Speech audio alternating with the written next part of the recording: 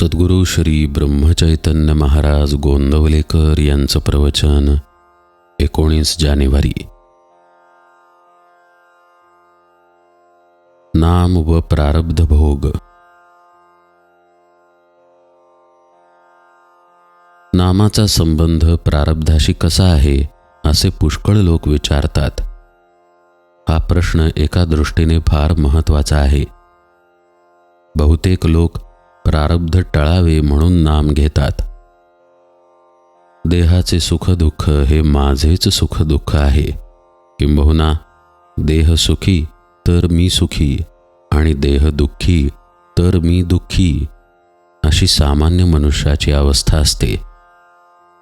बरे, प्रारब्धाचे भोग हे आजपर्यंत कोणालाही चुकले नाहीत, मग कसे करावे?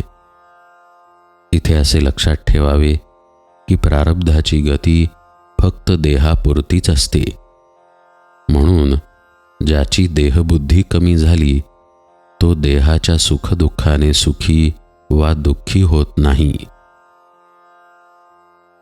नामाने देहबुद्धी कमी होते, म्हणून नामात राहणारा मनुष्य प्रारब्धाचे भोग भोगीत असताना देखील आनंदात असतो।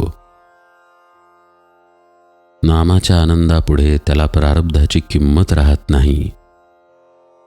नामाचे सामर्थ्य फार विलक्षण आहे।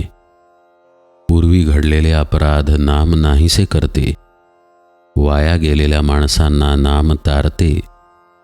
नाम हा सर्व प्रार्थनांचा, सेवेचा, पूजेचा राजा आहे। आनंदमय अशा भगवंताचे सान्निध्य नामाने लाभते आणि त्याची कृपा व्हायला वेळ लागत नाही। किंबहुना ज्याच्यावर भगवंताची कृपा होते त्याच्याच मुखात नाम येते।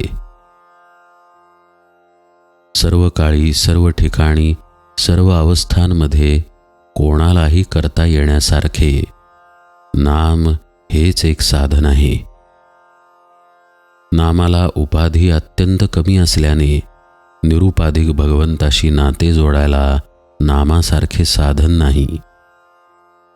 खरोखर किती प्रकारांनी तुम्हाला मी सांगू, अखंड नामात राहणे यालाच मोक्ष म्हणतात। अखंड नामात जगणे यालाच पराभक्ती म्हणतात। जो नामात अखंड गुंतला त्यालाच संत म्हणतात।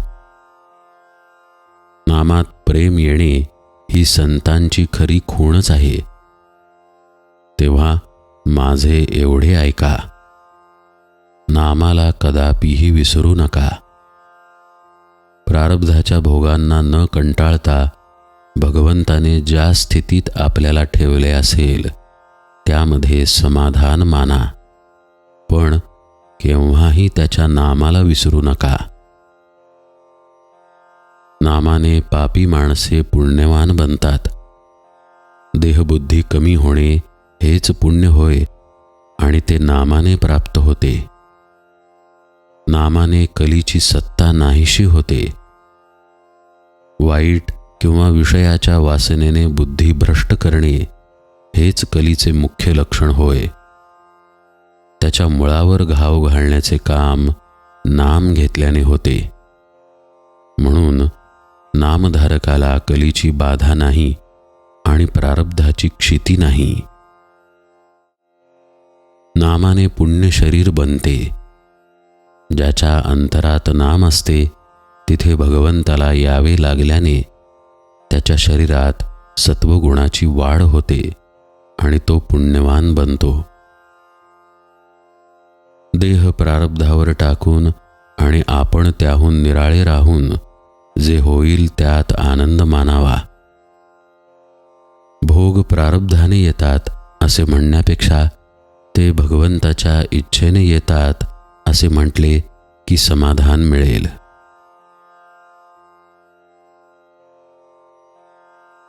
भगवंताला स्मरून काम करीत असताना जे योग्य दिसेल ते त्याच्या इच्छेनेच आहे असे समजून काम करावे। जो असे करील त्याला समाधान झालेच पाहिजे। जानकी जीवन स्मरण जय जय राम।